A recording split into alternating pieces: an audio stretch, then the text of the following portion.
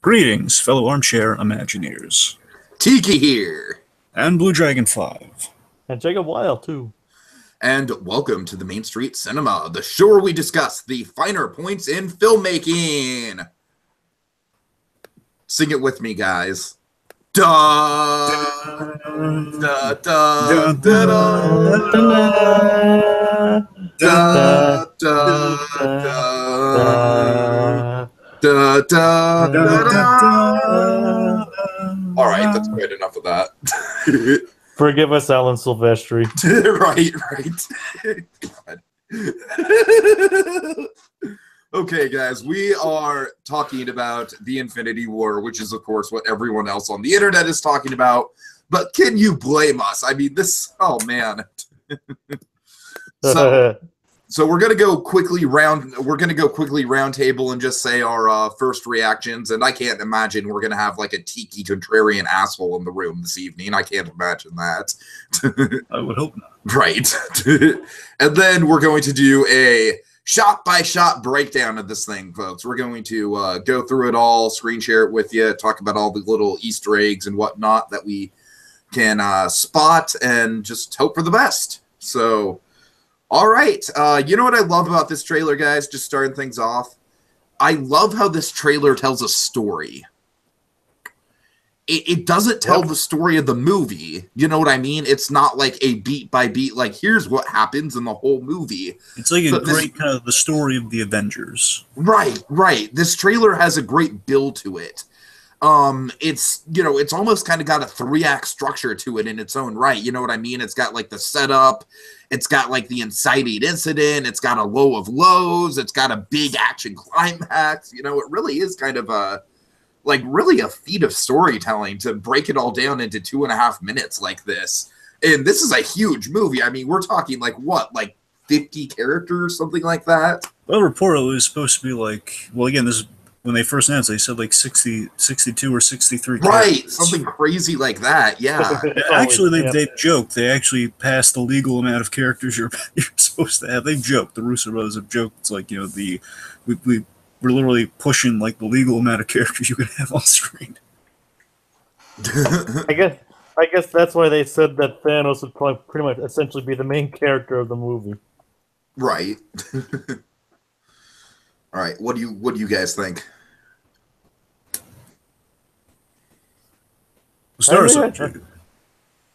Okay, I mean, like, you know me. Like I said, I'm very big into these superhero movies now, so I mean, of course I was anxious ever since they announced the whole Infinity War duology, and before they split it into just a single Infinity War, then its sequel. You know, it sounds like we're going back to that, right? Honestly, I don't get it. I really don't. Because Feige, like I'm sorry, Jacob. I don't mean to cut you off, but Feige, he said that Avengers 4 was going to be like the big finale to everything. Yeah, it just makes you think. Why don't they just kind of still part 1, part 2, maybe give right. Either that or it sounds like they're still committing that, but they're just going to give it a different title, but it'll still essentially be a part 2. It just sounds like. Yeah, anyways, I'm sorry, we're going on tangent, Jacob. I'm so sorry. Go ahead. No, so back when it was officially known as that, I should say. Right, but, right. So of course I've been looking forward to it ever since then, and the hype was real, as they say. And then they announced and then they revealed that they showed a bit of it at the D23, which of course it is the same footage they actually showed here. I mean, I actually found like a very low quality version of the D23 trailer somewhere. This definitely isn't the D23 trailer, because the D23 trailer had the Thor stuff with the Guardians at the beginning of it. So I still, pardon me again, I can't separate which was D23 and which was Comic-Con, because I'm convinced like that was from Comic-Con though. I thought it was the same trailer that played at both D23. That's the thing. It might be that, Tiki. I'm pretty sure it's the same trailer. I think you're right. The main missing thing from the D23 one is the whole, basically throwing a moon at the Avengers thing. Right. But other than that, I think it's like essentially the same kind of story. You're gonna throw a shield? Ha! I've got I can pretty much control all of reality with just 3 of these but now I'm going for 5. But yeah, it's like I'm definitely stoked. I mean, like they didn't give away too much. They just basically gave the right amount to entice people and like give a general idea of what this is, what to expect. So definitely a very interesting trailer. I mean, it's like just like The Last Jedi. It's like telling a story but not giving away too much, just to intrigue you and get you into the seat. And that's all I have to say. Well, for me, of course, a lot of anticipation since that leaked footage. It's been a lot of just like, oh god, when are they going to make it official? Come on, I want to look at it all. It's I know. there. Come on. I'm honestly surprised they didn't make it official after they leaked it. Yeah, because I mean, that's kind of what DC's move's been like. When it gets leaked, they just kind of make it official, which was an admirable quality. You got to give them that. Like, if it's going to be leaked anyway, might as well make it kind of. I'm pretty sure that's happened at least once or twice with Marvel too. Probably. And anyways, of course, there's a lot of buzz around this, and of course, like a lot of shoddily kind of captured kind of clips of that footage. And finally, of course, even the description alone just sounds the mouth kind of salivatingly awesome. So, so finally, this has been. I love that Marvel's gotten to a point of it's kind of like they're embarrassed by their success at this point. It's hilarious is that they can announce that a trailer is coming out the next day and have a trailer for that trailer, and it'll be an event in itself because they announced this yesterday that hey, it just kind of struck as we knew okay it's coming in December. It's like, I really don't like those trailer for the trailers, but that's a whole different rant. I'm just saying it's so impressive that again they can just build up the release of the trailer and basically capture like 1/10 of what the Infinity War release is going to be like. Because again we're not going to get that till May of next year, but at the same time we're building it up like hey here's a little taste of Infinity War like oh my god, next like the next day it's gonna drop in. It's like waiting for like the best bomb ever to drop. It's like oh god, it's gonna hit, it's gonna wipe us out. That's a dark analogy. But it's a happy bomb though. Sure. All right. I was very satisfied with it. And again, like I was impressed that I did not because I think all of us were kind of going as just expecting the same footage, but clearer version of it. We did not really get that at all. Yeah, I was impressed with that too. I think this like I said, I think this had much more of a narrative structure to it than the D23 footage did from. It definitely has a note of finality, even though I know we're kind of iffy with like how the fourth one's going to factor in. But regardless, it does have a note of like this is the beginning of the end, or like this is like the end. Like it's the big third to the Avengers trilogy. That's kind of what they're going for. And I think it's achieving that. Okay, so. I will say we'll get to it early on in this trailer, but there is one pretty major spoiler that I'm not really happy about. But then again, I think it's kind of if it's the same one I'm thinking, it's kind of something we all know is happening, so we kind of knew it ever since Yeah, well, we'll talk about it anyways. Right. We'll get there. All right. Good old I should probably all good. All great movies start in space. Take with a black logo. All right, let's start here. So we have Tony Stark. He's looking very conflicted, and we know, especially from Iron Man 3 and the end of Avengers, Tony Stark has a profound fear, not just of space, but a profound fear of the threat of Thanos returning, the threat of another alien invader. So that's kind of Iron Man's driving force within this movie. His nightmare, like his doomsday, is upon the Earth again. So he's going to be protecting his home. I definitely think this is going to be the least jokey Tony Stark that we've ever seen. Oh yeah, because again we saw like how on edge he was with the Age of Ultron, and this is just going to blow that. We've been getting more serious with Tony Stark as we've gone on. We've still kept some humor alive, but we've by Captain America: Civil War, we reveal how his mother died. We're doing that sort of. We're getting really serious, and again, this is kind of the end-all, be-all of Tony Stark. Well, I mean, after Spider-Man: Homecoming, at least he seems to have lightened up a little bit in that. At least in that. That's fair, but Spider-Man: Homecoming isn't a movie; it's a sitcom. Oh, that's just mean.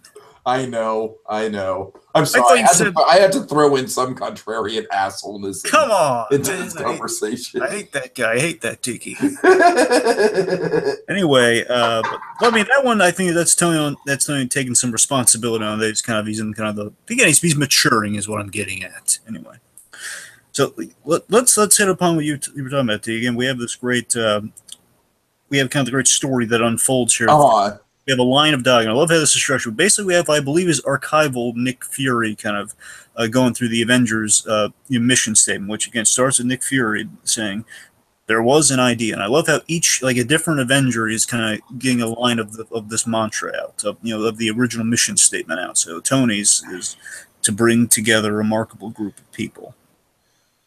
I think we're kind of burying the lead here, though. Who do we think Tony is clutching in this shot?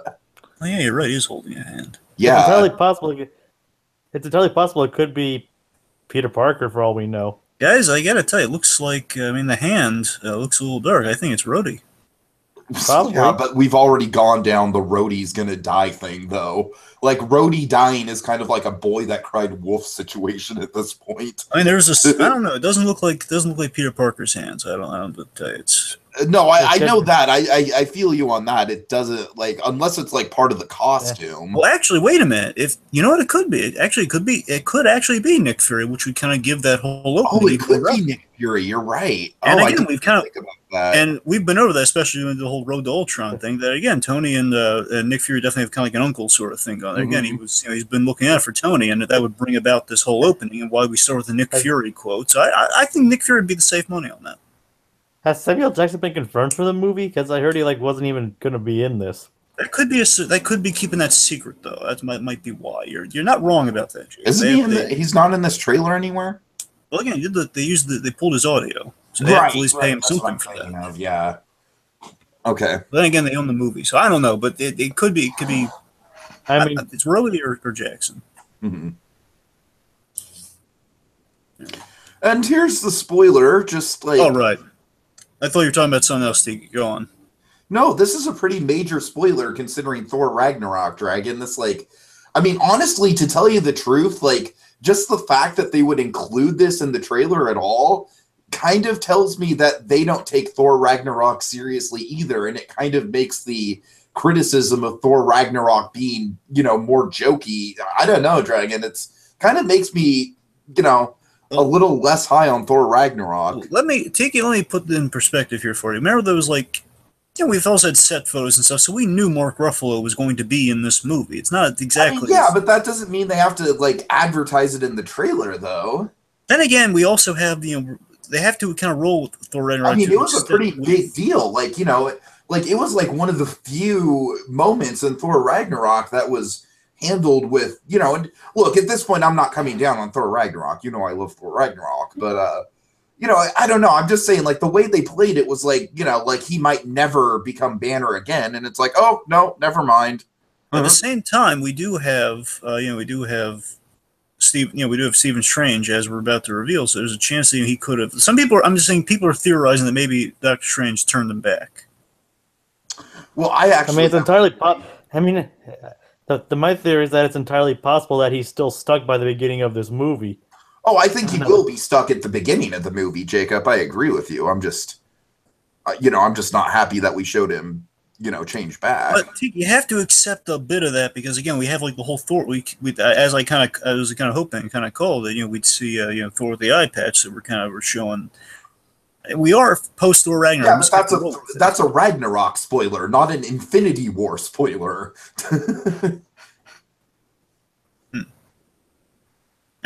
I'm just saying, like, Hulk changing back into Banner, that's an Infinity War spoiler anyways. I do like the setup to this, though. The fact that, basically, to the looks of it, for me, I'm speculating that it's one of two things. It's either Hulk fell from the sky and dropped from that big hole. I think that's the most likely outcome. Yeah. Like, it's basically like Hulk falling from space, and that is a pretty satisfying way to, get out of the Hulk. And I think the second less likely. Wait a minute! I'm sorry, Tiki. I just got it's dawned on me how they're doing it. Oh my god, it's brilliant. Okay. At the end of Ragnarok, because remember, most likely Thanos is going to be destroying that ship that Thor and the Asgardians are on. So basically, we know they're going to get separated, so we know where Thor's going. That's where the Hulk went. That's how he got there. Right. And what I was going to say is, like, maybe Thanos punched Hulk. Yeah, that'd be awesome. Yeah. No, I mean, I'm not saying it's not awesome. I'm just saying, it's anyways. I like that Wong seems to be a significant role in this movie. Hey, is Doctor Strange's wingman? Is his buddy? Yeah. Also, let's see. So with now we're on This is Wanda. Vision, right? Yeah, Wanda and Vision. Yeah. Uh-huh. So this is interesting. The fact that it seems his shape-shifting skills have gotten dramatically better. Yes. Yep. And we also have kind of the other line we have is to see if we could become something more. Which of course, Vision's line in Civil War was I want people to see basically there's more to Wanda than basically so they don't fear. So it's kind of a connective line that Vision is having. So again, we know Tony's an important player. Vision's an important player. Mm-hmm. Okay. And of course, now Thor here is a very interesting case because again, what I took the scene to be is that Thor is looking outside from the Milano at the destroyed ship. That most likely, I want to say, in my opinion, I think Asgard's wiped out, and that's going to really be bumming Thor out. He lost Asgard. Could you imagine? God damn, that'd be dark. That's what I think. Tiki, I really think that because they said they had promised some death in this movie. I think there's going to be consequence and stuff, and I think. And that would be interesting. That would kind of. Do you think Heimdall gets killed? Well, I'm saying we know there are some survivors. We know Loki, Thor. I mean, again, I think the god Asgardians are fine. I just think all the ordinary. Okay, right. Yeah. Like Korg, as much as I love Korg and Mick, I don't think. No, I don't know. Korg. They might be gone. He's a rock guy though. He might be sick. I don't know. He might be sick. It'd be pretty cool if it'd be pretty cool if they could get a Waititi cameo in this. It would be nice. And again, they need to fill that 60, God knows how many characters. You never know. I mean, we know Valkyrie. We know Valkyrie's going to. You know what would be great is if they basically turned Meek into the MCU version of Hey Hey. That would be kind of funny, but I don't know about that. But like, he's dead. yeah, think about this. For anyone who complains with Thor Ragnarok for it being too light, think about this. We have a movie with like all the Thor comedies. So then, because going forward, we know we're going to do something really dark with it. So no, that's very true. That's very true. So basically, for anyone who complains about it, it's like, hey, look. We're gonna do something really dark with Thor here, so we got to get all like the laughs out. I don't necessarily I really don't think they can sustain a whole movie of like just all the Asgardians in a big spaceship. You know what I mean? Yeah.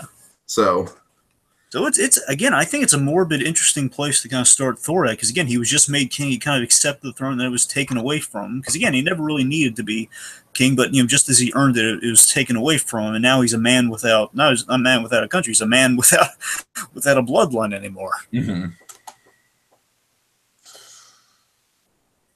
Yeah. Of course, Thor had that line too that kind of intimates that so when they needed us, we could fight the battles. You could fight the battles, and then of course with Black Widow, that they never could. Right.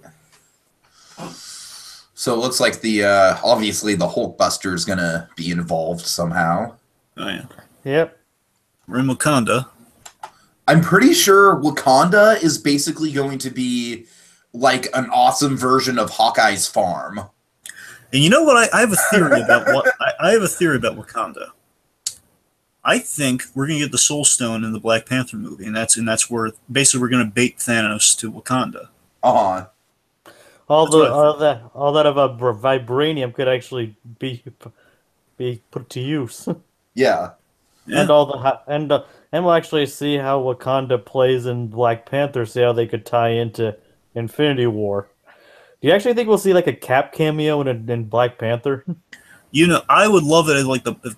We know Bucky's going to be there. If anything, I think Bucky's going to be woken up in like. I think it's very possible that Cap could be in a post-credit scene in Black Panther. At least. What they could do? They could be like. I mean, they probably wouldn't do it in the middle of the movie or near the end because it would be too distracting. Yeah, but imagine this mid-credit scene. Cap returns. Again, they might be really saving it for a big. I honestly now I'm thinking about Cap probably won't appear because they want to save it for like a big reveal in Infinity War. But I think just Bucky's going to be woken up because there's like they probably get a call from Rogers or something. Like they got they have the new arm made out of cool vibranium, and now he's like it's back because now the war's on. Mm-hmm. Something like that. All right. So what do you guys think about the blonde hair? Well, I think it makes sense given that she probably had to go into hiding after Civil War. Yeah. I don't know. I like it. It's a neat look. Yeah. Not much to say about it. Yeah. No, it's just different hair, different color. And it reminds me of the fact that I need to see the movie Atomic Blonde. Because I've heard good things about Of it. course, plays, and this is really clever because Ant-Man doesn't really focus in here, but I love we get like a sampling of all the other characters with the new Marvel logo. Well, Dragon, you don't know that Ant-Man's not in this trailer. Fair enough. Fair enough. We had that with Captain America: Civil War because he was on the field. He was, but also, I mean, I really love the return of the Alan Silvestri theme because honestly, out of all the composers that have been like doing the Marvel movies, I've been getting really thrilled because one, of course, the first Avenger and the first Avengers movie, and it's a grand return because he hasn't done the Age of Ultron or any of the other stuff, and I think the MCU's been in desperate need of Alan Silvestri's return for the score. Yeah, because, I mean, we've all said it. Like, the MCU, like, it has solid music. It just doesn't necessarily have an identity of its own. Yeah. I feel like the Avengers theme is probably the closest we have to an identity for MCU. Silvestri's the theme guy. I mean, that's the thing. In the Marvel Cinematic Universe, he's the guy who's been bringing the themes. Mm-hmm. Like Giacchino does interesting stuff movie to movie. Like, I like what he did with Doctor Strange with the harpsichords and stuff like that, but it wasn't necessarily memorable. It was more just like, oh, that's some neat, instrumentation. Anyways. Okay, so guys, I'm gonna just take back all my my below the belt Spider-Man Homecoming joke because I love this moment with Peter Parker. Oh yeah. Oh wait, no, never mind. We're not. The point is, where these events are most likely linked, though. So we're in New York, and the idea, from my gathering, is that Thanos is arrival. He's going to be like a huge, like devastating first act battle. I think. Well, it's like Wong, Doctor Strange, Bruce Banner, and Tony Stark all in a room. So let me lead you through this for a minute here. So of course we know each stone. We know where each stone except the Soul Stone is in the MCU, and most likely, if I were to kind of plan out Thanos' road trip here, I think we're going to start with Thanos going to Xandar because later on we're going to see he has 2 gems in the Infinity Gauntlet. So we know he has the Power Stone, and we know he has a blue one, which could be space or the mind. So regardless, we know he's going to Xandar. He'll probably start with Xandar, which of course he'll have the Power Stone, which of course would explain why he can like throw planets and stuff. Thor has the Tesseract, which is the Space Stone. Just given how I would assume that's early in the movie, which again could be the blue gem. I'm betting it's going to be the blue one's space in that gauntlet. Then of course he'd probably go into New York next for Doctor Strange because Doctor Strange around his neck he has the Time Stone. Right. Again, I would bet Wakanda at some point. We're going there because they have the Soul Stone there. It's a guess, but it's a theory. We'll see in Black Panther, I guess, if that's a yay or nay. Basically, I think this movie is going to be kind of like the collectathon, and then Avengers Thor is going to be like, okay, like I basically think this movie might end with literally everyone dying. Again, given that story, it's not entirely impossible. That's what I'm saying. Given that story, just given the fact once he gets all the gems, he could just bring them all back. That's what I'm saying. Yeah. Again, it's like we can't rule anything out with this, folks. So speaking of that, the gem that allows that. I mean, Lost ended a season with an atomic bomb going off on the island, so who knows? Because additionally, we have Vision and we have the Collector. We know that we're going to get the Collector in this movie, and the Collector has the Reality Stone. Are we going to get any Goldblum in this movie? Do we know? We don't know that for certain, but I mean, I don't know. I wouldn't rule. Again, we're going to have a lot of other people from Thor Ragnarok. I wouldn't see why not. I think we're gonna get at least like a brief cameo by Collector. That's what by Grandmaster. Anyways, all right, yes, okay, so we're in New York and things are going to heck. Most likely because Thanos, and again to highlight them, the children of Thanos. Yeah, most likely the introduction of the spider sense. Yes, guys, I don't want to be mean here, but this is the kind of stuff I wanted to see in a solo Spider-Man movie. I didn't want to see like joke. I wanted to see this kind of stuff. But this is really cool. This is like the benefit. Like this whole scene here encapsulates the beauty of having Spider-Man in the MCU. Because now absolutely. His spider sense is going off while he's on a field trip, and he looks outside the window, and what does he see? Avengers battle going on. Oh God, it's so cool. Now I got like I said, it totally like I am not a big Spider-Man Homecoming fan, but this totally gives me some goodwill. So let's talk about the big ring. Yes, the big ring, the halo, if you will. So I tell you, I like Halo the ring. ring, and I like that it's. I want to say Thanos, if not, is using the Tesseract, basically the space gem, just to channel this and basically bring an even bigger army there. Just basically, he might it might be like a natural way of doing that without having the gem mates before he gets the gem. But I don't know. I'm thinking, however, that's a big portal he's opening up there, but like a man-made portal, which I think is kind of neat. Mm-hmm. You know. Again, this is most likely on the ship, and again, Loki is handing a cube. He's looking up, which suggests that he is giving this to Thanos to spare his life. That is the theory, yes. I mean, considering he once worked with Thanos before. And he never worked with him directly. He worked with the other. He's never seen the big guy in action. I've also heard theories that this is Loki like giving it to the heroes, like, "Hey, look, I managed to sneak this off from Thanos." There's a chance of that. It's possible. And again, that would explain the big ring. Like, perhaps he needs to get that Tesseract to open up again. No. And of course, Tony Stark's biggest fear is that ring opening up again. Oh, yeah. Oh, yeah. And right here, this suggests, again, the way it's edited here, it suggests that Loki gave him the Tesseract, and that's why he can open a portal right there. The way it's edited, Dragon. Keyword, the way it's edited. I know. That's what I'm saying. How it's edited, it suggests that. Right. So, after sitting through Steppenwolf, this character looks so much better. Oh, yes.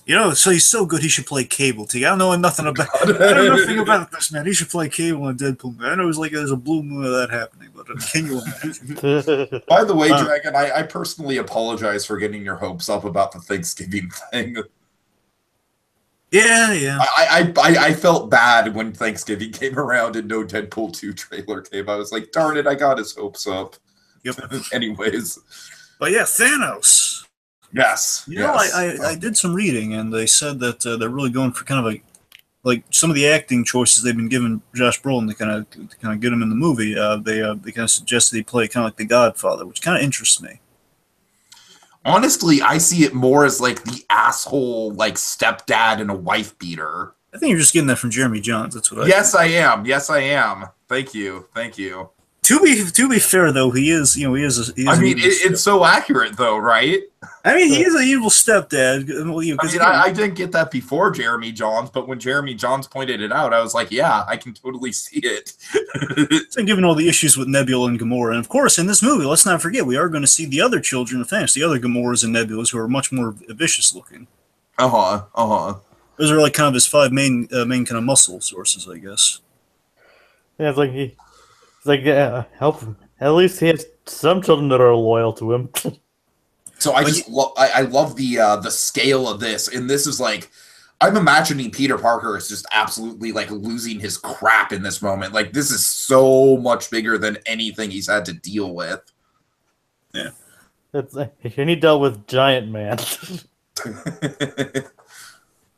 Yeah, so we have the Iron Spider, and this is cool. Something they kind of took from the recent comics, the way this looks, because they kind of melded a few of the Spider-Man suits here, because the majority of it is Iron Spider, but of course the designs, he doesn't have like the big giant protruding spider legs. But what they're doing in the recent comics now, they've upgraded the tech, and they get probably based on the movies, for it to be a betting man. They've kind of given him more of a tech-based look, because now Peter Parker has his own company in the comics. It's a whole convoluted mess. Oh, that's weird. The point is, again, they're playing off the whole Tony. Are they like trying to make him Bruce Wayne or what? No, Tiki, they're doing the Tony Stark thing, but they're doing. Oh, okay, right. Regardless, now it has like kind of like blue on the either on the symbol or on the eye. So now that's what they're bringing in here. So that's neat. The one thing with the Iron Spider I don't care for. Like I like the motif of it. I wish there was a little blue.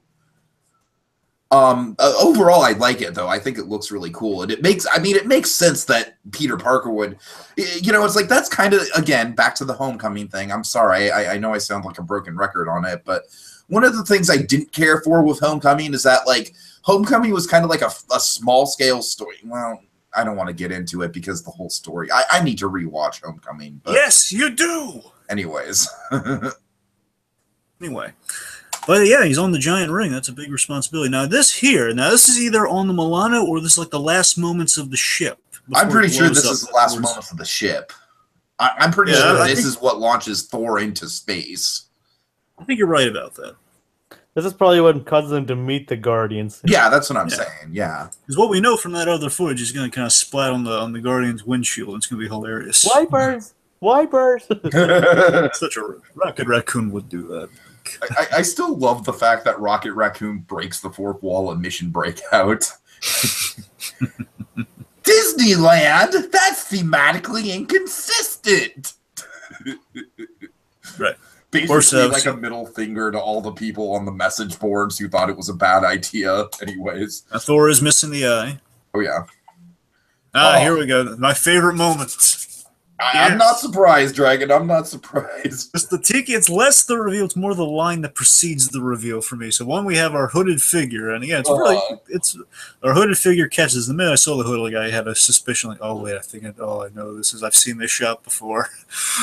Where he catches again, one of the children of Thanos is like throwing this at, and that's who you get. If you freeze frame, you'd see it. Just again, they're all a lot. There's at least 4 or 5 of them, so it's kind of hard. Right. At the moment, again, by the time the movie comes out, we'll probably know. I wonder how much of this movie will take place in space. Well, this is probably Wakanda right now.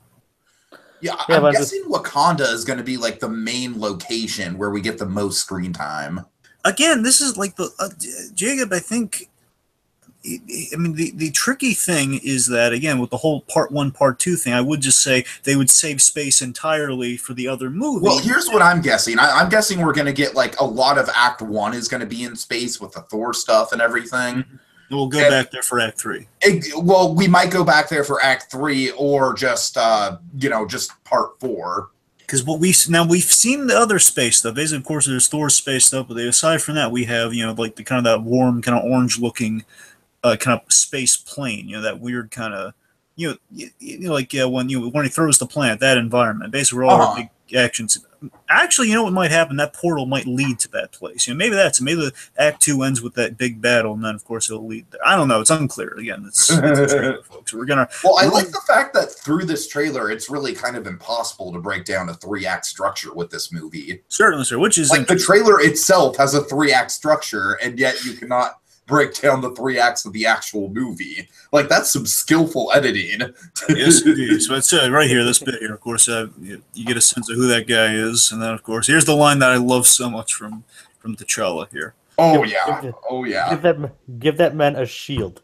If we had any doubt that we loved Black Panther and we're looking forward to a solo movie, there you go.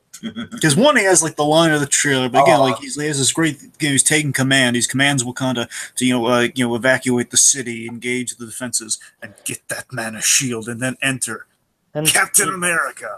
And the fact that it doesn't really spoil anything from the move from Black Panther itself, other than the fact that he survives Black Panther. Well, him and like a couple of his side characters, yeah. Sure. Well, yeah. Considering how big they are, that's kind of obvious that they'd survive anyway. Right. Yeah. Now this is interesting. Holding the Captain America reveal here. So I should say Steve Rogers, because what they're doing with Cap going forward to this, and most likely the 4th Avengers movie, assuming he survives. Mm-hmm.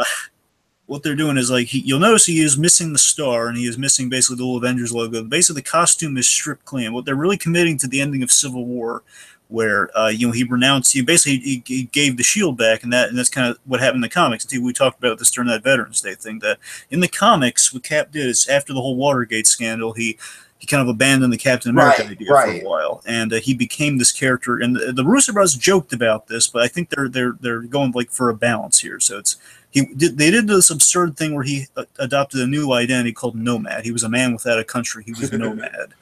And what they're doing here, Tiki, and this is really cool, is they're blending Nomad, but not going to call him Nomad, but he's just, I would hope not. They're not going to call him Nomad, but visually what he looks like, it looks very much, you'll notice, like the Winter Soldier costume, and that suit was inspired by when Steve Rogers came back after Bucky put on the costumes. So basically, he's not Captain America anymore. He's just Steve Rogers. He's going on an arc of kind of doing things. He's doesn't have to represent the Captain America ideal, but he's still respecting the friends that Steve Rogers has made along the way. So he's saving his friends before he's kind of representing something. Right. That's kind of a cool balance they show. I'm really interested by it. And of course, the bearded Cap. It's a really cool look. I'm interested by it. I'm dying to see what the new shield looks like. Hulkbuster, and that is totally and that is totally Wakanda. I know. Oh, yeah, God, absolutely. how beautiful is Wakanda? Look, we're gonna geek out over that so much when we watch that movie. It's gonna look so. It's I not mean, as beautiful as the Land of the Dead. Oh, well, by comparison, nothing. Come on, by comparison, nothing's as cool as I know. No, literally, the Land of the Dead is like the best world I've ever seen envisioned in like any movie. But okay, So you got some Black Widow action going on yeah, there. just tell me if you see anything major you want to stop Doctor- on, guys. Doctor Strange, something big crashing into Yeah, Wakanda. like these are some big things. Like, what do you think these are? Like ships? No, those are like Probably like one of it's probably one. My guess is that it's probably like one of the children of Thanos' warships crashing or something. Well, no, those are like spires in Wakanda, guys. That's like Oh shit! Okay, the point. It's like lifting a building in Wakanda. Like it's either a building or like in Wakanda they have these huts that were set up. Basically, it's like towers of huts. It's one of the two. It's basically a big building he just dropped. And he's basically using buildings as a weapon. So that's, of course, we had some cool I'm sorry, I'm trying to like freeze frame on like a clear shot here. Right. Yeah. What is that? That's Black Panther fighting one of the most, either a minion or, again, it's kind of, I think it's directly one of the children of Thanos. I think it's what that really icky looking monster is that Black Panther's fighting. Thanos has some very strange children. He does. And again, he's adopted like the strongest warriors from across the planet as his children. So that's why they need like armies to fight these guys. So I actually think there's a possibility that Peter Parker might be killed off in the first act. I don't think this is the first act. I think it might be during the New York battle. Well, I'll tell you this, Tiki. I think again, I'm kind of buying more and more into the fact that Gates going to open a wormhole and Peter Parker and the company is going to be launched through that hole, and that's where this whole fight takes place. I think you're right about that being like Act 2. Like towards like. I mean, obviously they're not going to kill Peter Parker off for good because we have Spider-Man: Homecoming 2 or whatever they call it, But I'm saying like I think they're probably going to pull some like Doctor Strange time travel stuff like they do in the comics. Well, I'll give you that again. Let's just if they're gonna kill, he could die. Only assuming they're gonna bring him back in like Avengers 4. That's the only way I could see him actually killing him off. So if we're going, that's what I'm saying. Like I'm not saying they're just gonna kill because obviously we're gonna have sequels to Spider-Man: Homecoming. So yeah, but I'm just saying for the dramatic effect of the movie, like who would be more effective to kill off for Tony Stark? Than Peter Parker. That would just be devastating. Actually, going back to that image we saw before, now I'm thinking about it, the hand. I forgot how dark the red on the Iron Spider suit is. That actually might be, again, that actually might be Peter Parker's hand he's holding in the beginning there. I think that actually might be it now. And then, of course, we see this again. This might be trailer trickery, but we see Tony again after. I love that. I love just his reaction to again as it's sold, like he's looking over there to, oh my god, your Spider-Man might be dead, or oh my god, the kid's in trouble, it's my fault. So I'm kind of surprised they just outright showed this, but I guess we knew it was coming. We all knew this was coming. Yeah. Come on, we knew again you put it together. It's like, okay, he's going to be going after Avengers. Wait a minute, what's in Vision's head? Do you think that means Vision's gonna die? You know what, Jacob? I used to think I used to be like I used to put money on it, but now I'm not so sure. I'm especially because they're showing it in the trailer. I don't know. I actually think that Vision might survive this. Dragon, what do you think? Again, Tiki. Now we've been talking about it, it's kind of occurring to me that we could just pull a whole Infinity Gauntlet thing. Where again we've been kind of calling that, but I forgot how kind of much of if we literally killed everyone we wanted to in this movie, then brought them back in the next movie. It kind of well, no, I'm not even saying that. I'm saying I don't necessarily even think Vision's going to die from getting the stone ripped out of his head. Well, I mean, look, he's got a chance of just someone, Doctor Strange or Tony Stark, even kind of circumventing the power source. So, I mean, in the comics, he didn't have a gem in his head. He had something else, but it was. I mean, there's there is a little bit of precedence for him to go on without the gem, but he'll be dead for the time being without it, I would figure. So Okay. someone's gonna have to fix that. So he's not just gonna be able to survive that. Okay. That's a guess. I mean, again, it's Vision's kind of we really reinvented Vision with kind of the MCU in this take, so it's kind of hard to. Yeah, Vision is one of the characters in the MCU that's kind of like impossible for me to get a grasp on, honestly. But he's cool though. He is. I mean, yeah, I'm not saying he's not. I'm just saying, his rules are a bit confusing.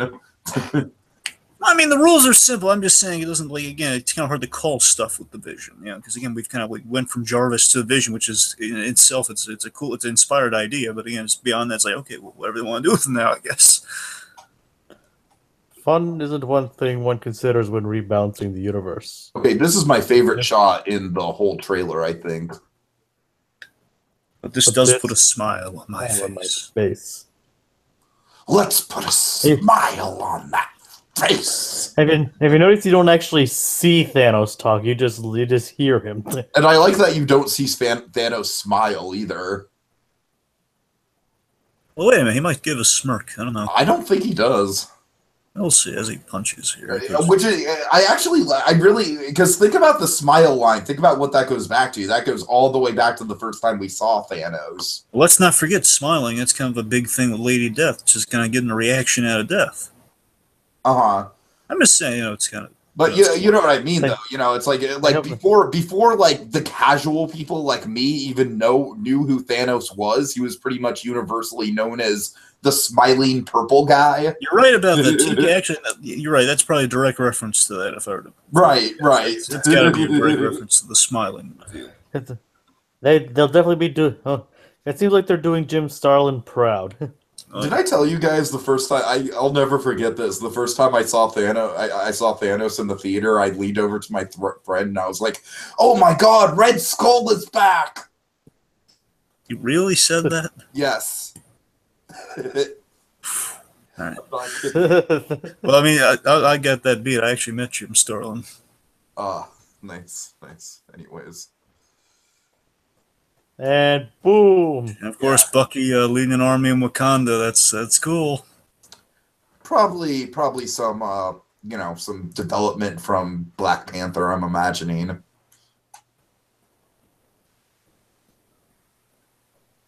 Yeah, Falcon. Falcon. And whatever these things are. Yeah, what are these things exactly?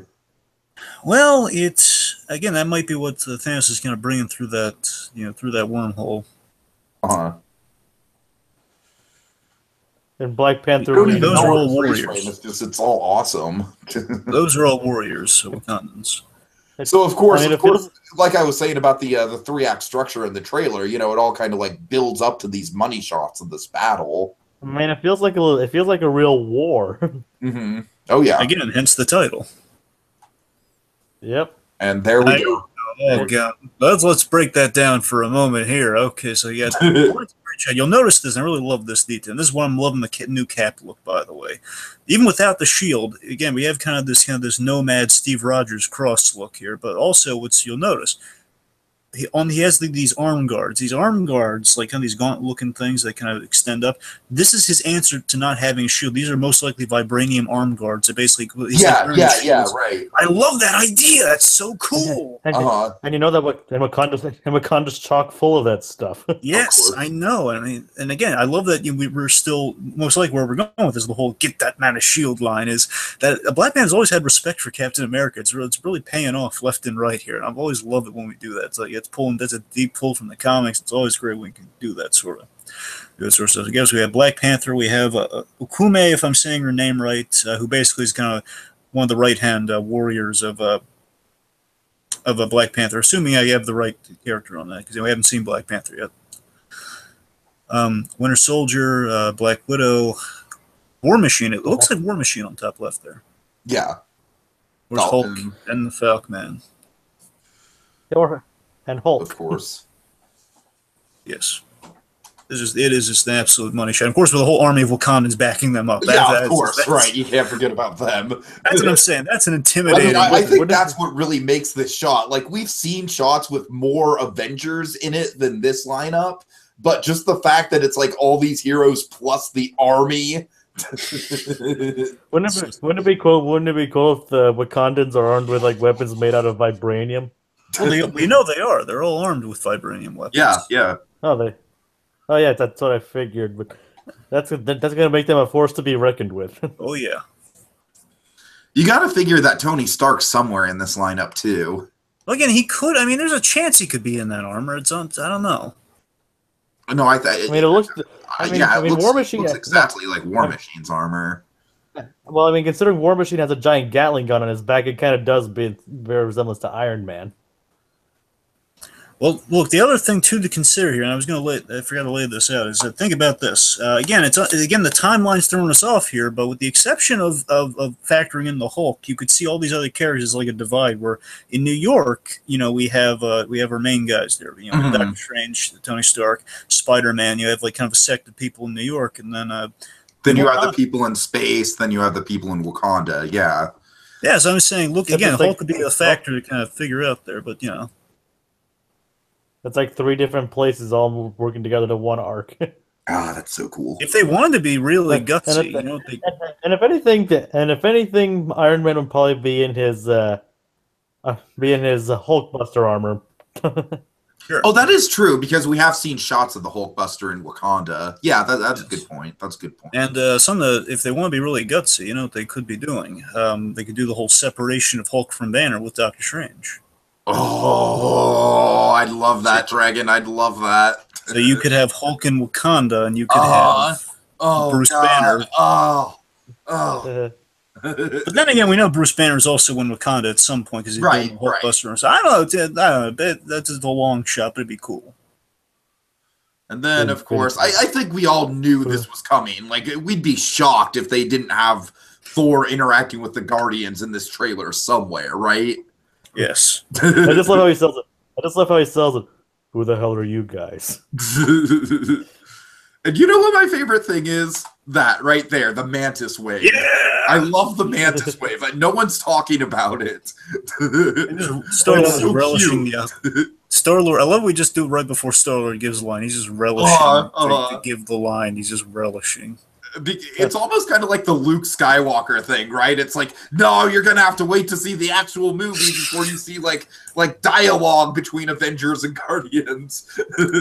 Yeah, it's like, completely. I mean, it's like Thor's like seen all this kind of stuff, and like he's not surprised by a lot. Then he sees them. Who the hell are you guys? And Drax is probably like thinking like. He's like, who's this? Who's this strange muscular man? Who is this pirate-looking man? Well, like I said, he is a pirate, isn't he? Yeah, he has. He's missing an eye. Dragon. You know what I'm thinking, right? Pirates. Oh God. Okay, so all those crossovers we were joking about earlier. Rick and Morty, it's based on dimension hopping, so Rick and Morty's got to have a Marvel Cinematic Universe dimension, right? God. Well, we know they have one with the Vindicators. Oh, God. But hopefully that guy's better a than pirate, Morty, run! It's like he's unfazed by Thanos. He's unfazed, but Thor with an eye patch just... The only way to defeat the great Rick Sanchez is just give everyone an eye patch.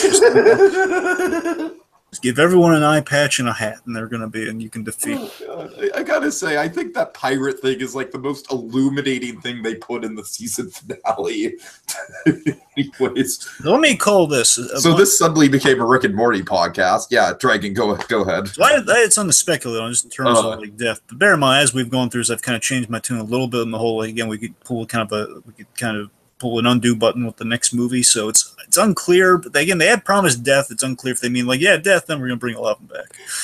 But let's assume they don't, just for argument's sake. Just get back to what I was getting at here. I do feel the second part of this a lot, regardless if we're gonna undo the death or not. Is that I do think Iron Man is destined. I think Iron Man's a goner in Infinity War. I really think they're going to do because they said they're going to be really doing like not part 4.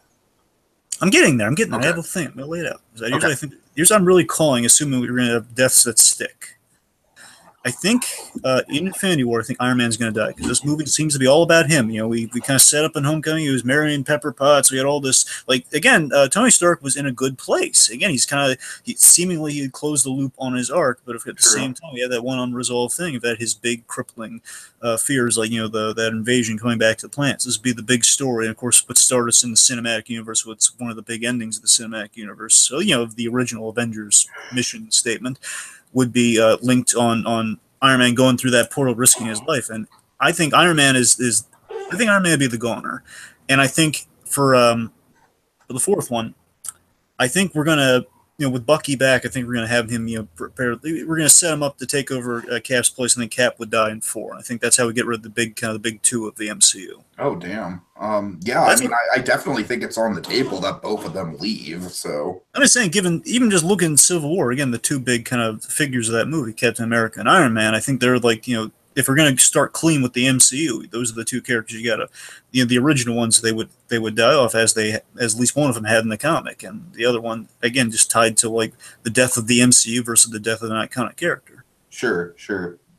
That's what I think. That's what I think they're doing. At the very least, I do think Cap would be a goner by the 4th one. Okay. Any other spec? Like, how do you think Ant-Man will fit into this? Because Ant-Man and the Wasp comes right after this movie. Yeah, that's a very, very good question. I am so like, I honestly kind of think they're gonna have to address that Ant-Man and the Wasp is like either a side story between the 2 Avengers movies, or I think most likely just a prequel. I don't know. What do you guys think? Well, because I think it's going to be very hard for Ant-Man and the Wasp to take place like in between the 2 Avengers movies if there's a war going on, especially considering how lighthearted Ant-Man is just in general. Well, I mean, the last one worked kind of because they referenced the events of Ultron. So, I mean, it is known that Ant-Man's going to be in both of these movies. It's unknown to what capacity.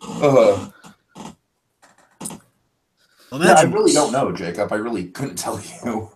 I mean, to tell you the truth, I kind of like Ant-Man's one of those characters where, like, he's great, like we love, we love Paul Rudd, of course, but like I feel like the character himself is harder to write into the other MCU characters.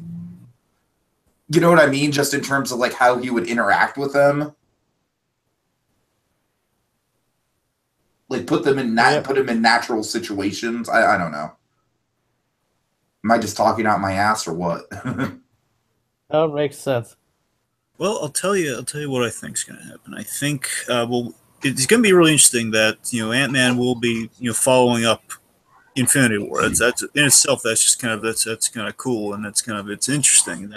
Let's just assume everyone gets taken out of the equation. If not killed, then we whisk him away into space entirely just by that. And let's just say Ant-Man's one of the few remaining heroes on Earth. And during the events, what I really think they're going to do with Ant-Man, to be honest with you, what I think they're going to do is, in all the chaos that's going on in New York, well, then again, I'm trying to think, Ant-Man technically is he resides in San Francisco, so he might just...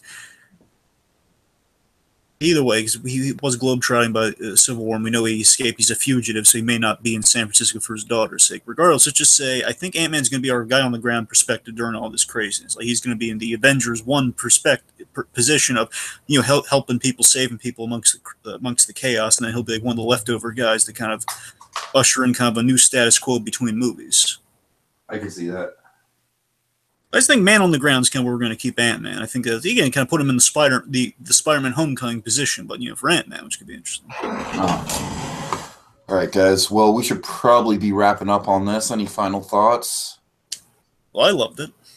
Me too. Yeah. Okay. Well. All right, guys. Thank you so much for watching. I don't know. One of you want to say a clever little outro line? Give that man a shield. There you go. There you go. Have a good night, everyone.